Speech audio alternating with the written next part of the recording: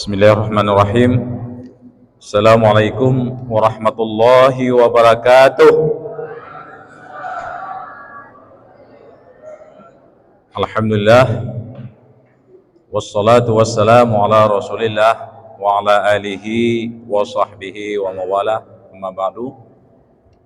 Pertama-tama puja dan syukur mari senantiasa kita panjatkan kehadirat Allah Subhanahu wa taala, di mana di pagi subuh yang berbahagia ini Allah masih izinkan kita, Allah masih berikan kekuatan bagi kita untuk bisa melaksanakan kewajiban kita, yaitu salat subuh secara berjamaah di Masjid Al-Munwarah yang mulia ini. Kemudian selawat salam saya sampaikan ke junjungan alam Nabi kita Muhammad sallallahu alaihi wasallam, dan juga kepada ahli dan keluarga sahabat beliau sekalian, dengan ucapan Allahumma salli ala Sayyidina Muhammad wa ala ali Sayyidina Muhammad. Jemaah subuh kaum muslimin wal muslimat yang dirahmati oleh Allah Subhanahu wa taala. Di antara sekian banyak hikmah yang terkandung di dalam bulan puasa ini, yaitu kita dilatih dan diajari untuk bisa mengendalikan hawa nafsu kita.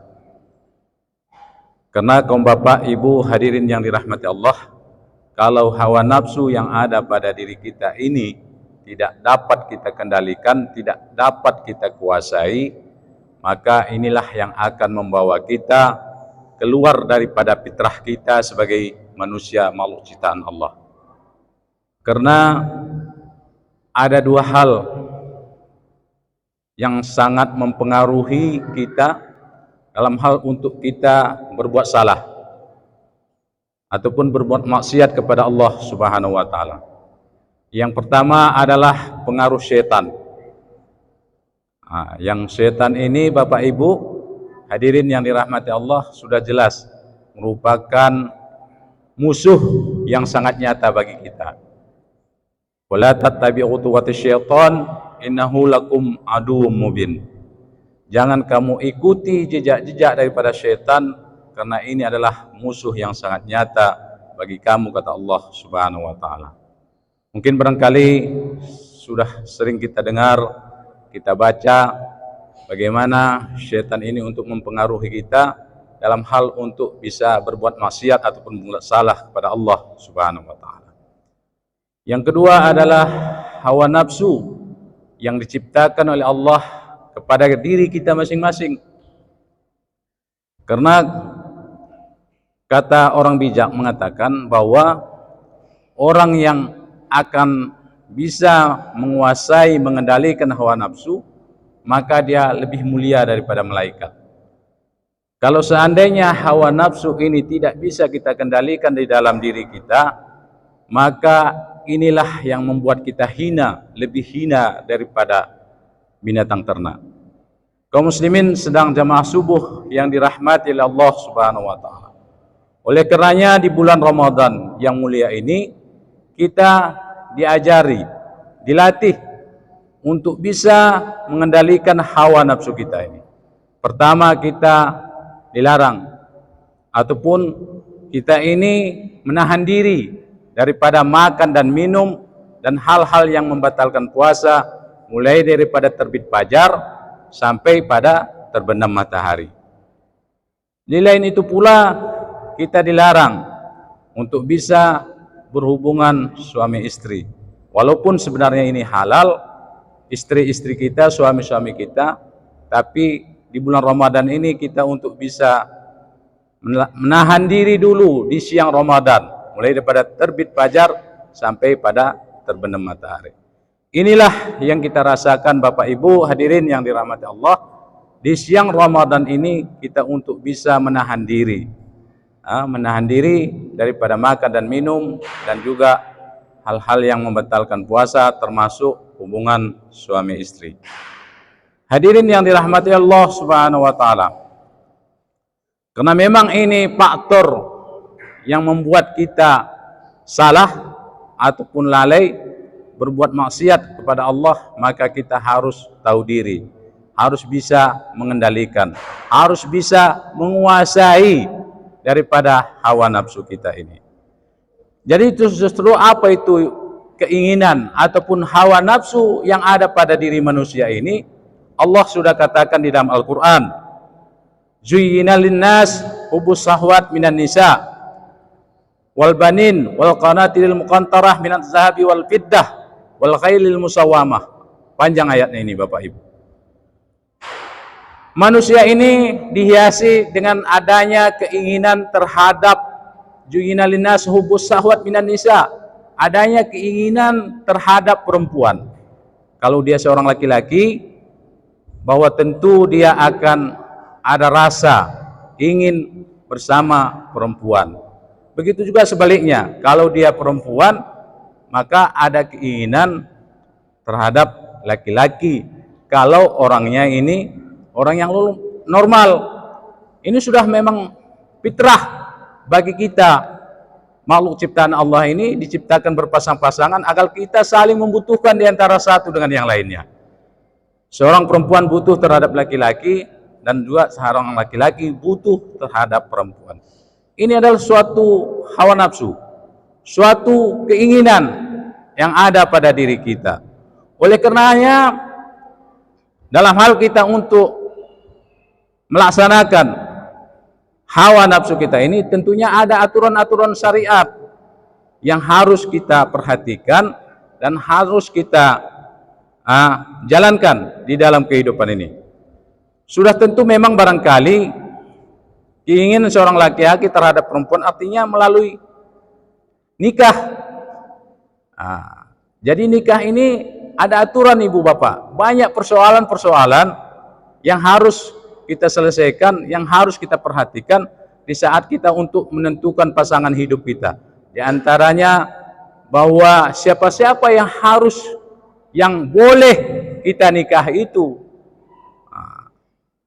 Dalam Al-Quran Allah katakan hurrimat alaikum ummahatukum. Itu panjang ayatnya, beberapa itu mahram. Diharamkan atas kamu adalah ibu kamu. Ibu kandung tidak boleh dinikahi oleh seorang laki-laki ataupun seorang anak laki-laki. Begitu juga ibu mertua, kan? Ibu mertua, walaupun mungkin barangkali sudah kita bercerai dengan anak perempuannya, ya, lalu setelah itu ada ketertarikan terhadap ibu mertua kita, itu tidak boleh. Ini ada kasus Bapak Ibu, bukan nggak ada laporan. Di daerah kita ini, bahwa setelah dia menikahi anak perempuan seorang ibu ini, habis itu dia ceraikan. Setelah dia ceraikan, dinikahinya pula ibunya ini, ibu mertuanya. Padahal ibu mertua ini nggak ada istilah mantan dalam agama. Dan ini adalah mahram. Kalau sudah mahram, nggak batal wudu. Kalau kita sudah berwudu, bersentuh dengan mertua perempuan ataupun mertua laki-laki, kalau dia seorang perempuan, tidak akan batal wudu. Sampai kapan? Sampai walaupun nanti sudah kita mantankan anaknya ini, dia ada istilah mantan mertua. Nah, jadi inilah yang terjadi, ada kasus terjadi. Jadi Bapak Ibu hadirin yang dirahmati Allah Subhanahu wa taala. Apalagi yang boleh dinikahi? Ya. Siapa lagi yang tidak boleh dinikahi? Anak perempuan. Anak perempuan juga tidak boleh dinikahi. Siapa lagi? Banyak itu. Saudara perempuan. Siapa lagi itu? Saudaranya perempuan dari bapak kita. Saudaranya laki-laki dari ibu kita kalau dia seorang perempuan. Sampai nanti ujung ayat itu dijelaskan bahwa menghimpun dua saudara perempuan. Kalau dia dalam istilahnya sudah dapat kakaknya kita nikahi, kepingin lagi umpamanya kita tertarik kepada adiknya, nggak boleh. Kecuali nanti kalau sudah diceraikan kakaknya ini, baru bisa dinikahi apa namanya adiknya ini. Jadi persoalan-persoalan ini Ibu Bapak hadirin yang dirahmati Allah, karena memang kami di kantor kuah itu tiap hari yang kami hadapi. Soal nikah ini tidak sedikit gampang, tidak sedikit persoalan. Termasuk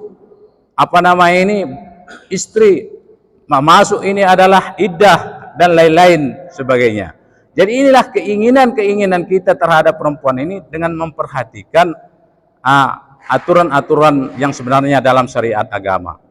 Jadi boleh kita lampiaskan hawa nafsu kita ini terhadap perempuan terhadap laki-laki. Tentunya ini adalah suatu lumrah, ya, suatu fitrah kita. Tapi kalau ada nanti seorang yang nggak kepingin kawin, nggak pengen nikah, itu mungkin ada kelainan atau ada hal lain. Seterusnya Bapak Ibu, setelah adanya keinginan kita terhadap perempuan dengan kita menikah, maka kita kepingin punya anak. Wal banin, dalam ayat itu dijelaskan banin, kepingin punya anak laki-laki. Maka seorang dalam rumah tangga kalau dia sudah menikah inginnya punya keturunan, maka tidak jarang kita lihat kalau ada umpamanya takdir Allah, seorang pasangan suami istri itu, sepasang suami istri itu tidak punya anak, dia berusaha bagaimana supaya bisa dapat anak. Bahkan ada dengan berbagai macam cara, termasuk mengeluarkan biaya yang mahal. Dengan bayi tabung itu sampai ratusan juta. Kalau dia seorang berkemampuan, punya ada rezeki, dia berusaha bagaimana supaya bisa dapat keturunan. Dan ini adalah lumrah, fitrah kita sebagai manusia, makhluk ciptaan Allah. Tidak ada salahnya. Ya. Yang selanjutnya setelah punya anak, apa lagi? Wal qanatilil muqantarah, keinginan kita ini punya harta yang banyak, minaz zahabi wal fiddah. Lumrah, fitrah, kita berusaha siang malam untuk mengumpulkan harta, ya biasa, itu adalah suatu fitrah kita sebagai manusia. Tapi jangan sempat dengan kita mengumpuli harta yang begitu banyak daripada emas dan perak, kita lalai kepada Allah, sehingga kita tidak dapat menjalankan syariat agama di dalam kehidupan kita. Kita tidak dapat menjadi seorang muslim yang baik dalam rangka untuk patuh dan taat terhadap Allah. Maka jangan karena harta dan anak-anak kita berpaling. Wala tulhikum amwalukum wa auladukum an zikrillah. Jangan karena kamu berpaling karena anak dan harta kamu mengingat daripada Allah Subhanahu wa taala. Termasuk dalam kita berpuasa ini Ibu Bapak. Ya. Termasuk kita dalam berpuasa, kemarin pernah waktu saya di Rimo ditanya, "Bagaimana saya berpuasa Pak Ustadz? Sedangkan saya kerja berat." Nggak ada halangan kerja berat. Dalam kerja berat itu nggak ada membolehkan orang itu tidak berpuasa. Kenapa? Kalau orang tua kita dahulu bisa, dia katakan bekerja, mencari nafkah, mencari belanja 11 bulan untuk bisa dimakan 1 bulan di bulan Ramadan. Artinya apa? Itu persiapan kita untuk bisa fokus di bulan Ramadan ini untuk bisa melaksanakan syariat agama. Cuman barangkali Bapak Ibu, hari ini yang dirahmati Allah, di bulan Ramadan ini kita juga paham tidak sedikit pula kebutuhan dan keperluan. Sebenarnya ini kalau kita hitung-hitung, ya, di luar Ramadan kita makan berapa? 3 kali kan? Nah, di Ramadan cuman kita perlu makan berapa? 2 kali. Makan berbuka dengan makan sahur. Tapi kalau dihitung-hitung belanja mana banyakan? Pengeluaran mana banyakan di bulan Ramadan daripada di luar Ramadan? Kira-kira Bapak Ibu. Kalau kita hitung-hitung banyak pengeluaran, banyak belanja, banyak habis di bulan Ramadan ini. Ini kenapa mungkin barangkali? Apa memang padahal di Ramadan ini kita dianjurkan untuk bisa menahan, ya, mengendalikan hawa nafsu. Tapi mungkin barangkali pola kita yang mungkin kurang pas sehingga pengeluaran ini begitu sangat banyak. Umpamanya berbuka puasa. Kita berbuka puasa karena kita sudah lapar, haus dan dahaga di siang Ramadan. Begitu kita jalan-jalan, kita lihat banyak jajanan, banyak makanan, apa saja beli. Nah, apa saja dibeli. jumpa roti dibeli, lihat apa orang jualan cendol dibeli, lihat ini dan segala macam dibeli, sehingga banyak pengeluaran. Padahal begitu nanti berbuka, begitu kita minum, makan sedikit, udah habis, udah nggak ada selera lagi. Apa yang kita beli tadi mungkin barangkali nggak termakan semua. Jadi mungkin itulah tadi hawa nafsu tadi. Padahal sebenarnya sudah terbatas ini hawa nafsu. Tidak bisa semuanya kita lampiaskan, tapi ada keterbatasan. Jadi Bapak Ibu hadirin yang dirahmati Allah Subhanahu wa taala. Jadi artinya mengumpul harta yang banyak ini lumrah, fitrah kita manusia. Cari harta sebanyak-banyaknya. Selagi ini ada kesempatan dan ini tidak melanggar syariat agama. Jangan karena kita mencari harta menghalalkan segala cara. Ini yang dilarang dalam agama. Wal qanatil muqantarah minaz zahabi wal fiddah. Mengumpul harta yang banyak daripada emas dan perak. Kemudian seterusnya wal ghailil musawamah, yaitu kendaraan yang mewah. Ini lumrah. Begitu juga apalagi wal an'am, binatang ternak, wal hars, kebun, ladang. Silahkan cari-cari sebanyak-banyaknya, asal ini didapat dan dipergunakan menurut peruntukannya, menurut syariat agama. Jadi Bapak Ibu hadirin yang dirahmati Allah Subhanahu wa taala, intinya bahwa kita berpuasa Ramadan ini untuk bisa kita berlatih diri supaya kita ini bisa menguasai hawa nafsu kita ini. Kalau hawa nafsu kita ini kita tidak dapat kuasai, kita perturutkan apalagi di luar daripada jalurnya, maka inilah yang membuat kita keluar daripada fitrah kita sebagai manusia menurut ciptaan Allah, yang sebenarnya kita ini wa ma khalaqtul jinna wal insa illa liya'budun. Tidak akan kujadikan jin dan manusia terkecuali untuk beribadah. Beribadah ataupun menyembah pada kata Allah Subhanahu wa taala. Mungkin barangkali inilah ceramah subuh dalam kesempatan ini. Mudah-mudahan ada manfaatnya. Billahi wa taufiq wal hidayah. Wassalamualaikum warahmatullahi wabarakatuh.